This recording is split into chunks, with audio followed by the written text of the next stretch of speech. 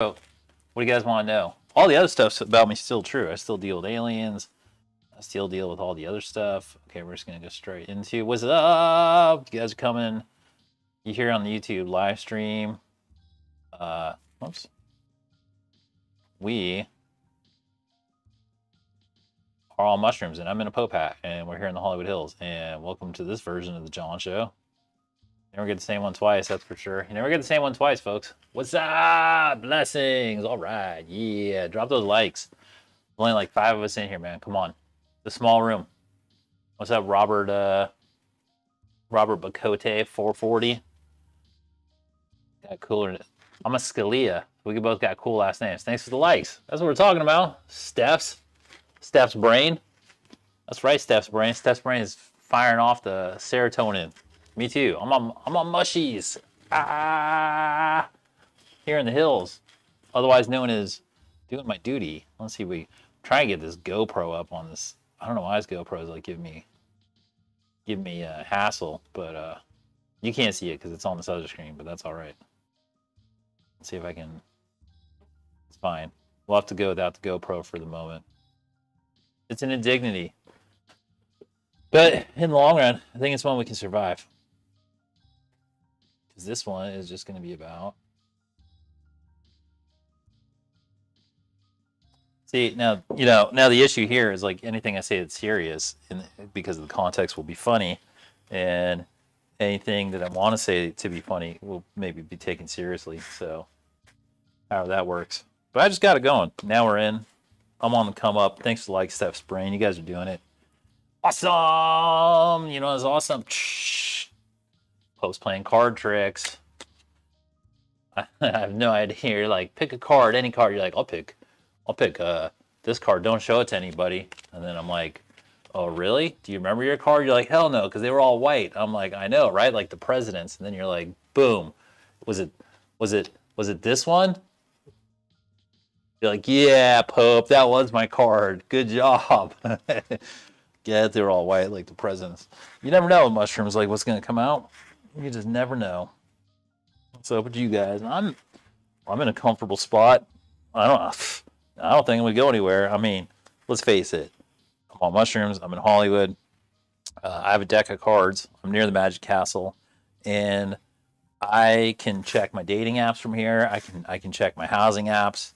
I can trade stonks. I can just sit here in a little pod if I want to. And your conspiratorial self, you can take that wherever you want, and maybe you should. But here I am in the lap of condensed luxury,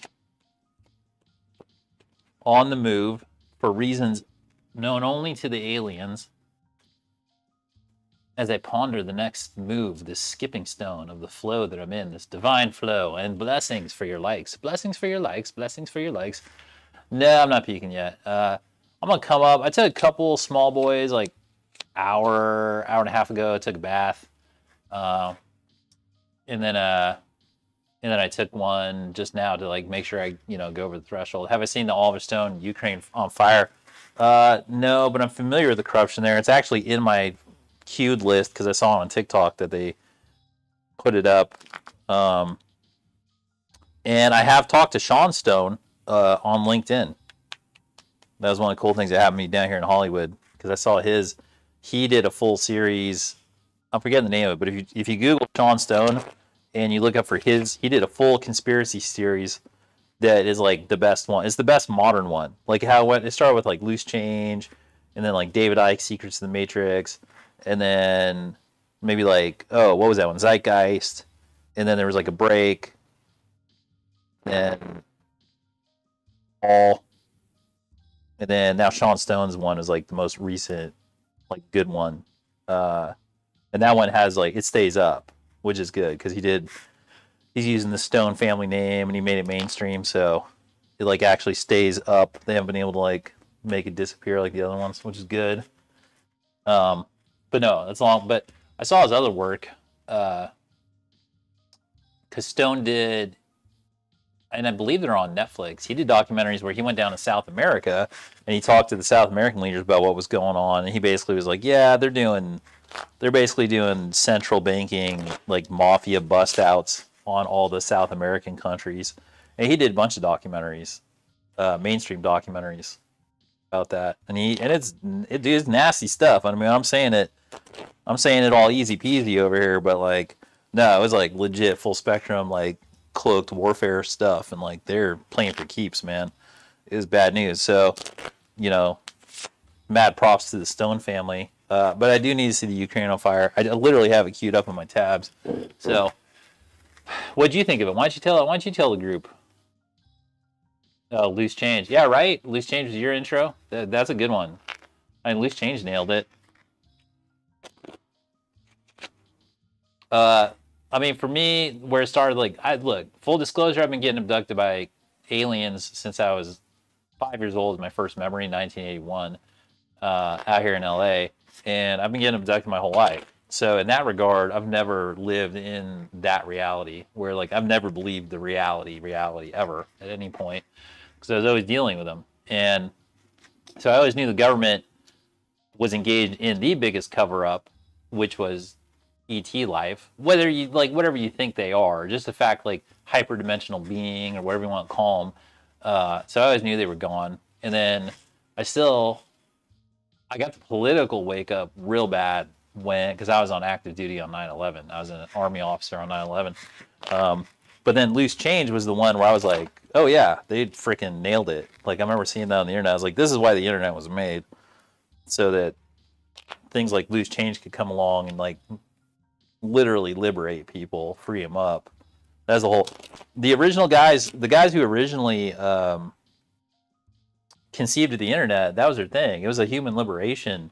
It was like a human liberation space is what they envisioned. They talked about it. I forget their names, but you can look up their philosophies. And basically, they're just like, yeah, we basically need to make, like, we need to be the first ones to information space, try to democratize it so that the world has at least one fair shot against rich people. That was kind of like the idea of the internet. It was kind of like Rushmore, like, take dead aim at the rich boys and take them down. And they did. And Loose Change was one of those. Oh, they have been taking it down. It makes sense because it's way too truthy. That's how you know we're in a first or second degree level of hell. Is that if you say, oh yeah, it's too truthy, so they took it down.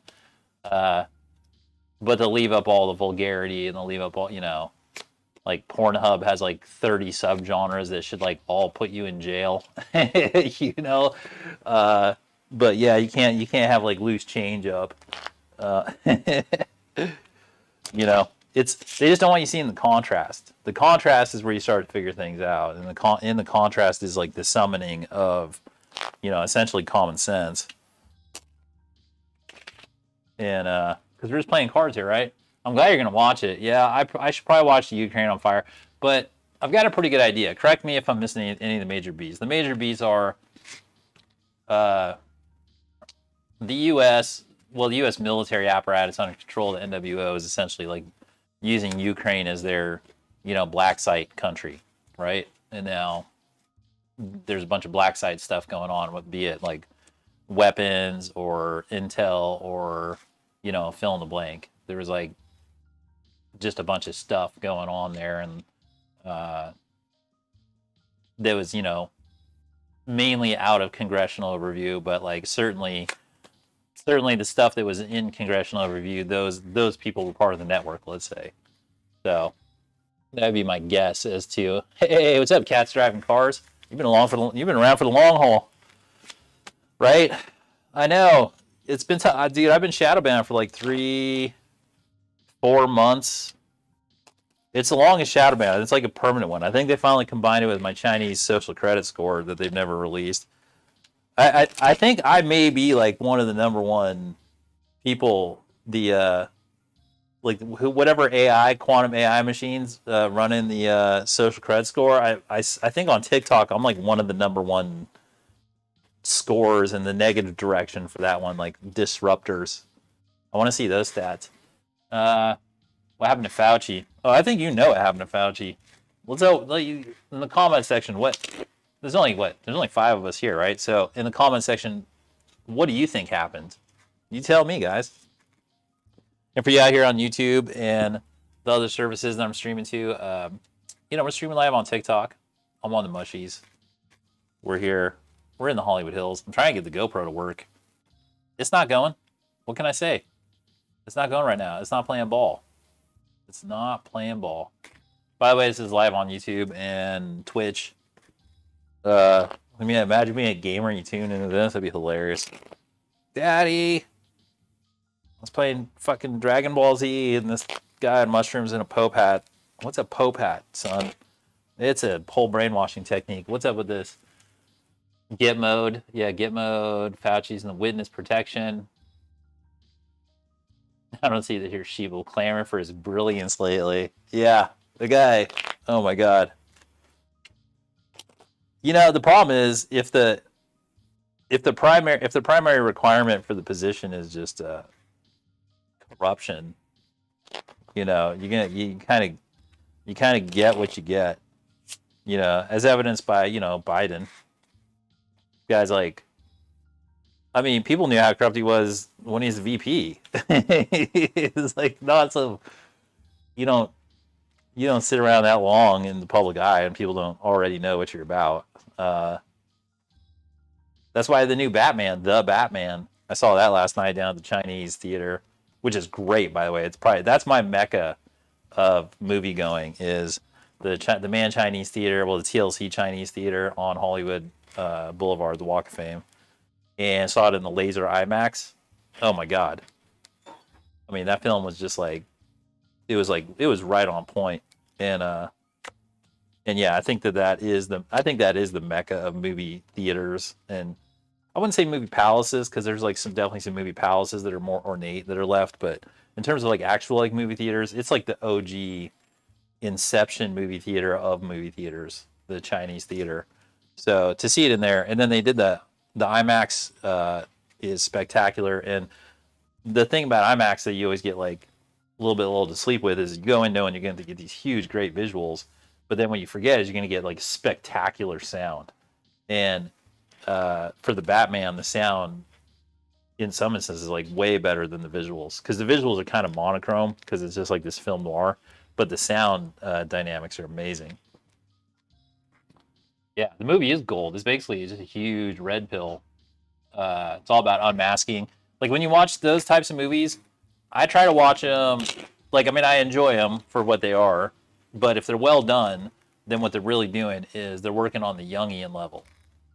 And because they're designed to interact with the human super consciousness, because they're going to be displayed simultaneously in anywhere from 3 to 10,000 theaters globally simultaneously.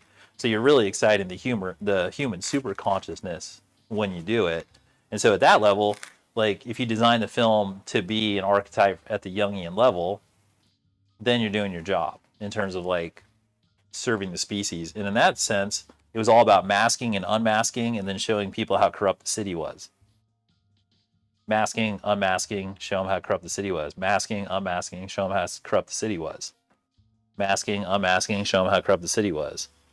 And that's just the constant theme. And they really put Pattinson through it. They make him basically the Batman in this one. He's proactive, but he has to get enlightened to a lot of things. So he's basically he's a hero, but he's a hero who through his actions has to learn a lot. He's really there to bear enlightened witness to what Gotham is, and they really make the Gotham issues are parallel metaphors for what we're going through. Very timely. Now it's interesting because the artists, when they were constructing it, they couldn't have known what the time sequencing was because the Batman got delayed and releases and that, and so that's when you can tell that Universal flow is involved. Because despite whatever the intentions of the studio executives, despite the intentions of the artists themselves, whatever it was, it got time sequenced into a time where the meaning meant something that was out of their hands. Sort of in the way that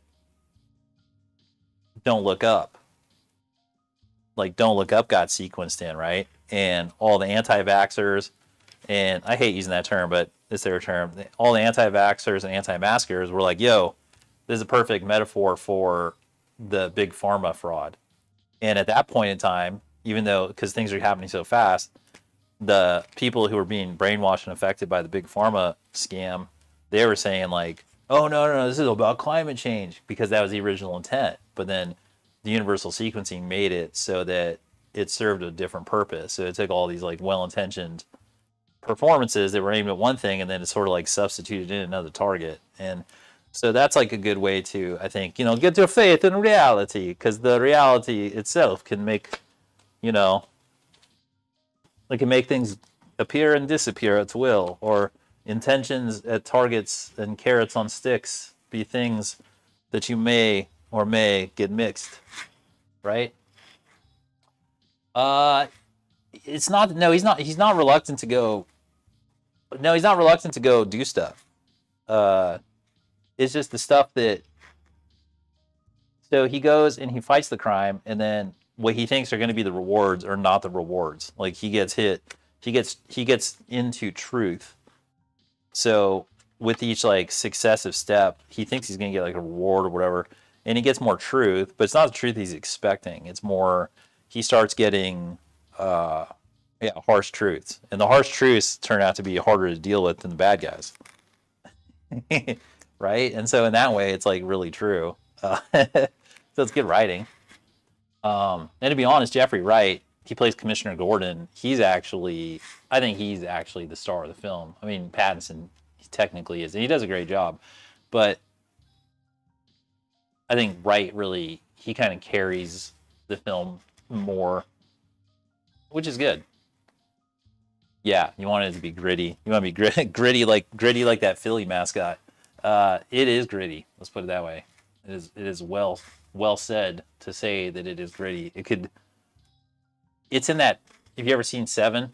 It's like kind of like in the Seven atmosphere. It is like you don't want to live in that version of Gotham, even though it's in London. It's like everybody's got their limit. You do not want to live in that version of Gotham.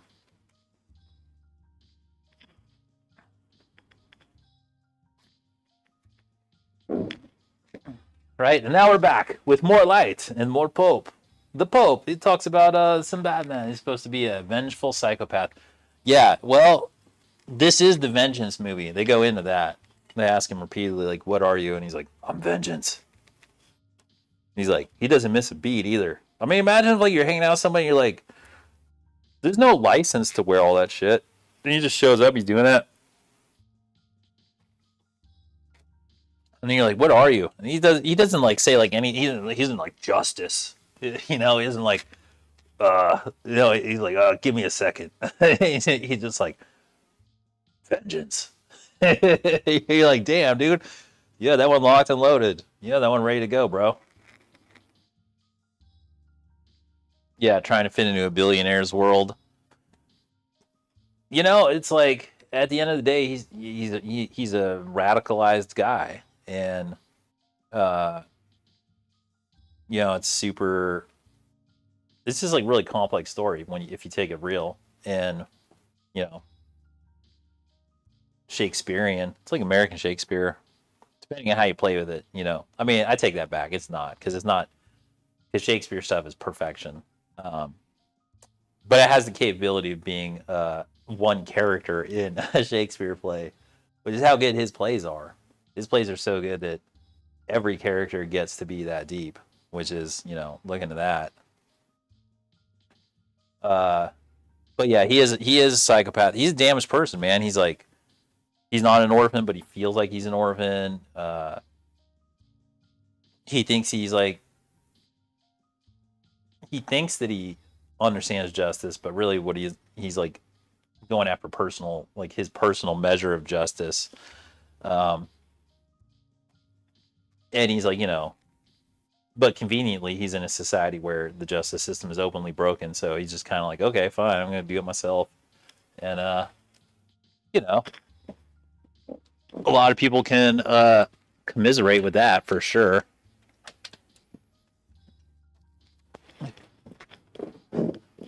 And, also, we just happen to be in a time where it really resonates because a bunch of the institutions have turned on people you know, they have for a while. It's kind of when you actually learn how to read history right. Oh my God, you know what I'm saying?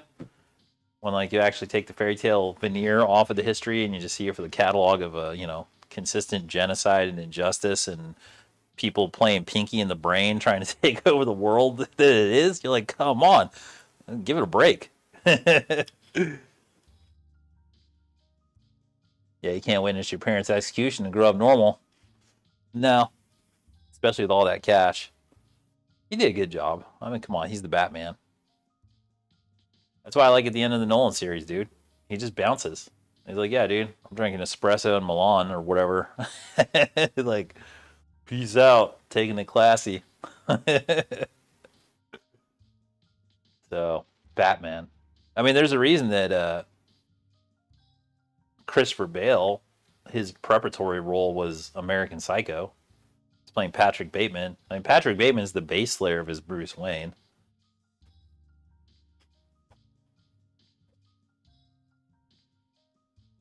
Yeah, Bruce becomes the Batman when he needs to do the wet work. Yeah, that's pretty much true. Grazie, ciao, grazie. Blessings. Yeah, that's pretty much true.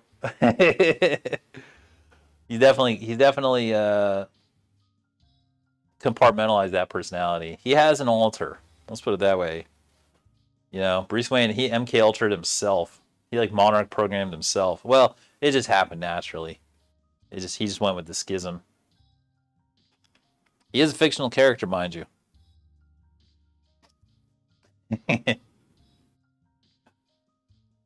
Well, everybody, you know what? We got any more? I think we're gonna call this one. I think we've had a good run here. I think we've had a good run. I think we're gonna drop in a little harder. Maybe next time we get a few more people in here. You know what I'm saying? And but in the meantime, get you guys on the flippy.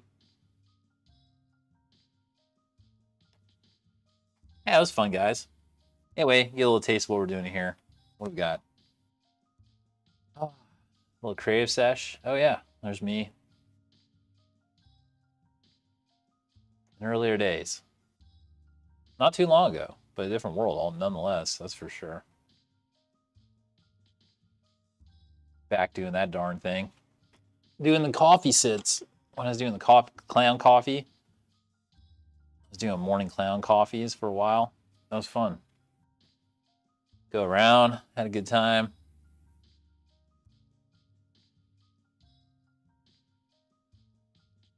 Or the world got, well, whatever it got. Anyway, I'm getting pretty into this mushy trip, so I think we're gonna call it, guys, right?